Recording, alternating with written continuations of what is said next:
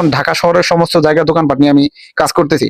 দেখা যায় আজকে মিরপুর, কালকে খিলগাঁও, পরের দিন রামপুরা, বিভিন্ন জায়গায় আমার যাইতে হয়। আর সব জায়গায় আমি একা ট্যাকেল দেওয়া সম্ভব হয় না।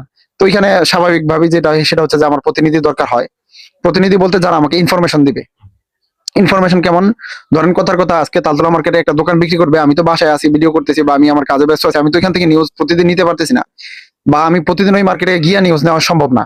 এখন ওইখানে যে দোকান বিক্রি করবে এটা তো আমার জরুরি, যেহেতু আমি আপনাদেরকে জানাইতে হবে বা এটা নিয়ে আমার কাজ করতে হবে। তা ওইখানে আমার প্রতিনিধি দেওয়া আছে। প্রতিনিধি কারা? যারা ওই এরিয়ায় এটা নিয়ে কাজ করে, দোকানপাট বিক্রি করে।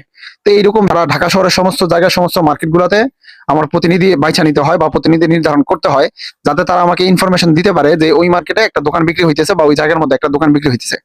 আর এর বাদে সরাসরি অনেকেই আমাকে কল দেয়, অনেক মালিকরা, যে ইব্রাহিম ভাই আপনার চ্যানেল আছে, আপনি এটা নিয়ে কাজ করেন, আমার দোকানটা বিক্রি করে দেন বা আমার জায়গাটা বিক্রি করে দেন।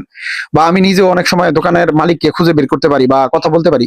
তো ওই ক্ষেত্রে যখন মালিককে আমি পাই, তখন যে অথেন্টিসিটি নিয়ে আমি আপনাদেরকে একটা নিউজ দিতে পারি।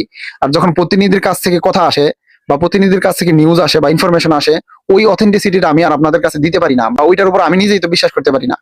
এর প্রথম বা একটাই পিছনে সবচেয়ে বড় কারণ হচ্ছে, বাংলাদেশে এই যে এই বিষয়ক, এই রিলেটেড যারা কাজ করে, জমি বাড়ি দোকান বিক্রির বিষয়ক যারা কাজ করে, বেশিরভাগ মানুষই সিটার বাটপার, বেশিরভাগ মানুষই মিথ্যা কথা বলে। এখন কথা বলতে পারেন যে আপনি এই লাইনে কেন? আসলে আমি এই লাইনে কেন জানেন? আমি কাপড়ের ব্যবসা করতাম, তো ওইখান থেকে কাপড়ের ব্যবসাটা আমার মাঝখানে ড্যামেজ গেল। ড্যামেজ বলতে, আমি যে মার্কেটে, অনেকেই জানেন, আর অনেকে জানেন না, তাদের জন্য বলা, আমার মার্কেটটা হঠাৎ ভাঙবে সিদ্ধান্ত নিছিল। তারপরে আমি চিন্তা ভাবনা করলাম যে অন্যদিকে দোকান নেওয়া যায় বা নেওয়া লাগবে, কারণ পেট তো চালাইতে হবে। তা অন্যদিকে আমি দোকান যখন খুঁজতেছিলাম, তো দোকানের দাম, প্রাইস, বা আমি তো সামনের সাইডে, আমি যেখানে দোকানদারি করতাম এটা ফ্রন্ট সাইডের দোকান ছিল, তা আমরা জানি যে পিছনের সাইডের দোকান একটু কম চলে। তা ব্যক্তিগতভাবে আমি যখন দোকান নিতে যাবো, অবশ্যই এখনো খুঁজতেছি আল্লাহর মতে ওইটা সামনের দিকেই নিবো বা ভালো জায়গায় ভালো পজিশনে নেওয়ার চেষ্টা করবো, যাতে দোকানটা চলে। অ্যাটলিস্ট আমার যাতে এতটুকু মানে কষ্ট পোহাইতে না হয় যে এটা চলবে না বা লস যাবে, এরকম যাতে না হয়।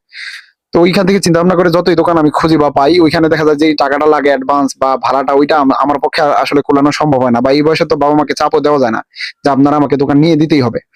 তো ওইখান থেকে আমি চেষ্টা করি, মানে এখনো চেষ্টা করতেছি একটু কম প্রাইসে যাতে ভালো একটা দোকানপাট পাওয়া যায়। তা এরপরের থেকে এখন পর্যন্ত ওইটা চলতেছে, কিন্তু এর মাঝে দিয়ে আমি আবার আমার এই লাইনের মধ্যে ঢোকার পিছনে অন্যতম কারণই হচ্ছে এই ফাঁকা জায়গাটা। আমি আসলে বেকার থাকতে আমার পছন্দ না। আর ছেলে মানুষ, টাকা ছাড়া সম্মান আছে দুনিয়াতে, তাও তো নাই।